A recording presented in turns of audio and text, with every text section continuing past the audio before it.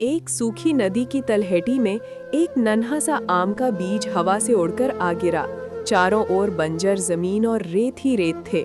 एक तोता रोज नदी के बीच बची हुई थोड़ा सा पानी घड़े में भरकर उस जगह पर डालने लगा।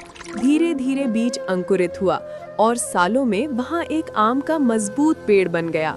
वहाँ बहुत सारे रंग बिरंगे पंछी लौट आए और नदी फिर से हरा भरा दिखने लगा। तोता रोज उसके पास बैठकर आराम करती, लेकिन एक दिन बिजली कहर कर पेड़ को गिरा दिया।